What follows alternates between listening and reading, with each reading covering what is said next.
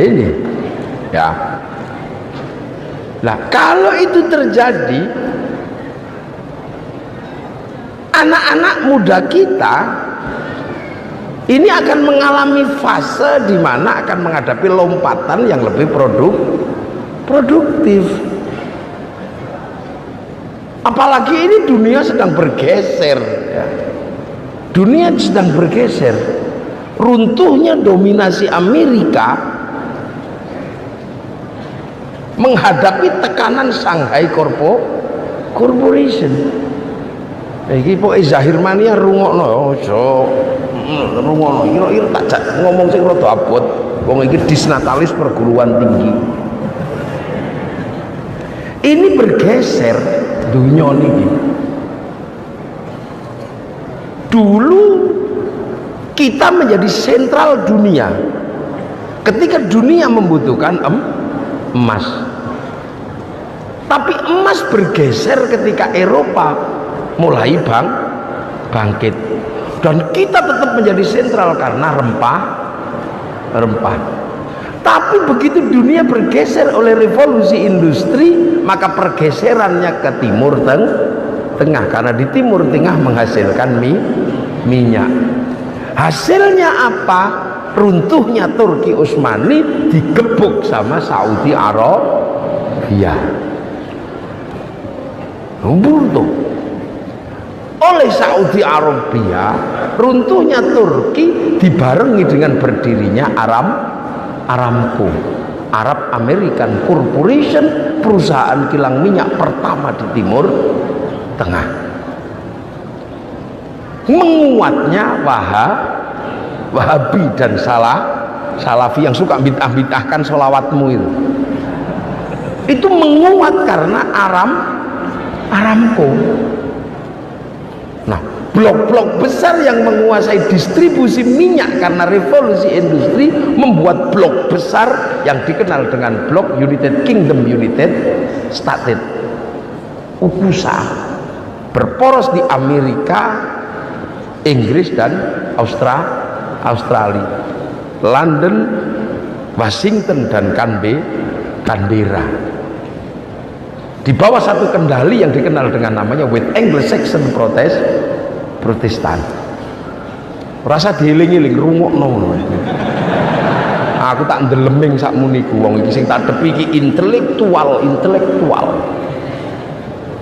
Lah, akhirnya dunia bergeser.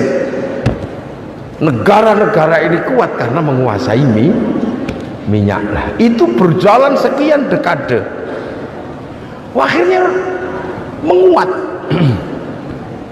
Kekecewaan bahwa Amerika ternyata menjadi partner Saudi menghasilkan kekecewaan di dunia Islam. Lahirlah organisasi-organisasi besar yang kemudian secara berhadapan melawan Amerika. Ada Ikhwanul Muslimin di Timur Tengah, berpusat di Mesir, yang kemudian tanzimul jihadnya keluar menjadi Hizbut Tahrir.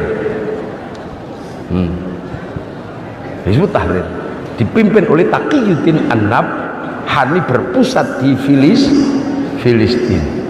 Tapi pada saat yang sama konsentrasi kaum muslimin juga bergeser menghadapi Soviet dan terakhir ada di Afghanistan, sehingga konsentrasi ini menghasilkan perlawanan di Afghanistan. Akan tetapi perlawanan itu difasilitasi oleh kekuatan yang ada di Amerika. Berdirilah yang namanya Akademi Militer Peshawar di Pakistan. Dan kekuatan ini diisi oleh orang-orang yang kecewa dengan Saudi Arabia. Wujudnya apa? Pemberontakan Juhaiman Al-Utaibi yang berontak di Mekah tahun 79 yang dikenal dengan istilah kudeta Mekah. Akan tetapi kudeta Mekah ini berhasil ditumpas, murid-muridnya yang terbaik digeser ke Peshawar. Ada Al-Khattab, ada Umar Syekh, dan ada Usamah bin Laden, membentuk sebuah ladang combat yang dikenal dengan nama Laskar Al-Ghuraba atau Laskar Terasing. Ja'a ghoriban wa sayaudu Ghoriban, ngantem kekuatan Soviet. Yang di sini, ini yang di sini, ini nanti yang di sini menghasilkan sebuah peta baru asas tunggal Pancasila untuk merapikan di dalam negeri. Nah, maka kemudian ada dua garis besar, yang satu pro Indonesia, yang satu anti Pancasila.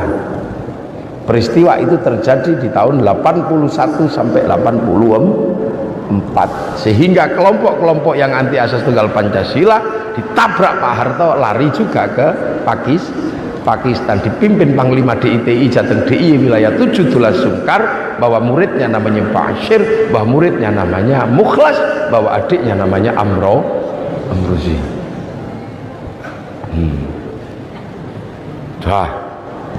Nah, yang di sini indah-indah saja, ya tiba-tiba kemudian muncul presiden baru, konflik, turun, naik lagi, sampai kemudian dipaksa oleh Kamdesus kalau bangsa ini tidak pinjam IMF akan mati. Tahun 2001 akan mati, Pak Harto teken di tahun 99. Walaupun kenyataannya sampai hari ini krisis belum selesai, bangsa ini juga nggak mati. Apakah yang salah ini alat ukurnya atau manusianya yang nggak mati? Oh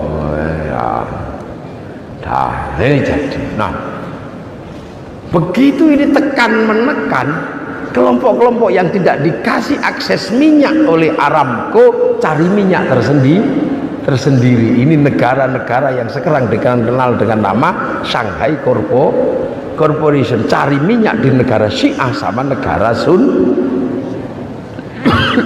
Sunni. Nah, negara Syiah sama negara Sunni penopang Shanghai Corporation. Lah, Amerika begitu menghadapi tekanan seperti ini, nggak tahan dia, mengganggu sumber minyaknya Shanghai Corporation, maka mengkonflikkan antara negara Syiah sama negara Sunni. Hasilnya kita pernah dipaksa jadi supporter anti Syiah. Makanya kita beberapa dekade lalu sampai kemudian santri dituduh kiainya yang pro Syiah, pro apa. Dan itu terjadi internal santri, termasuk konflik internal habaib. Saling memsyiahkan.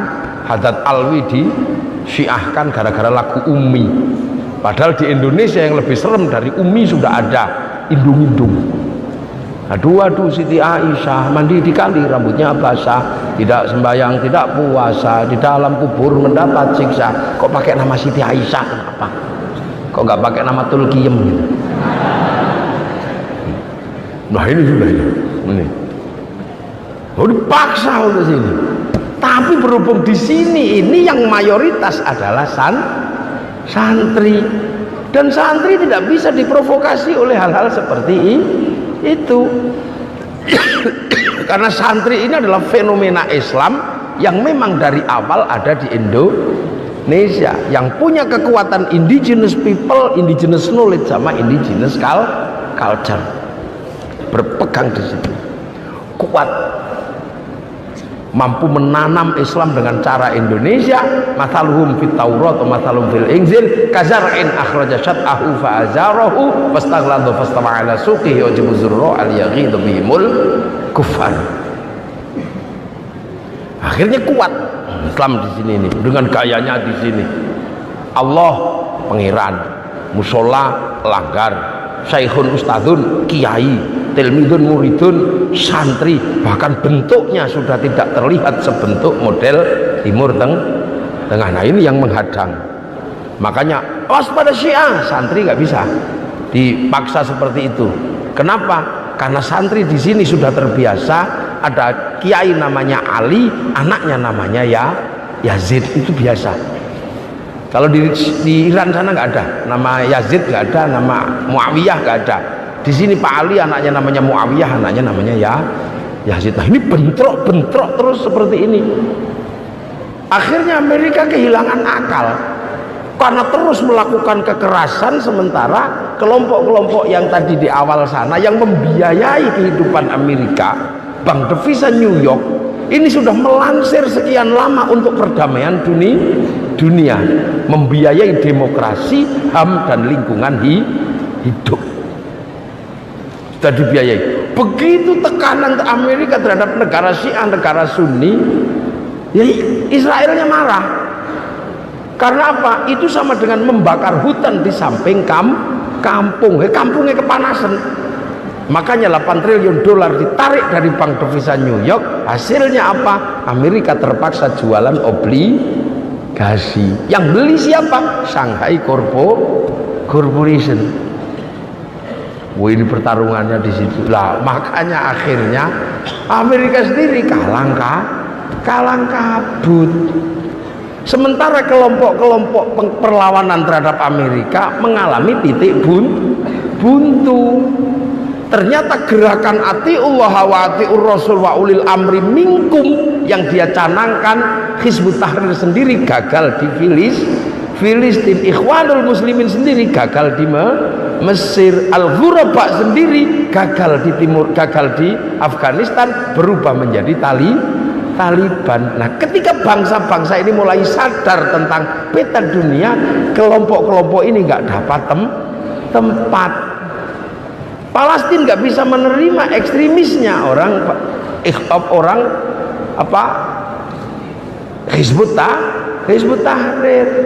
Mesir nggak bisa terima ekstrimnya orang Ikhwanul Muslimin. Afghanistan nggak bisa terima ekstrimnya orang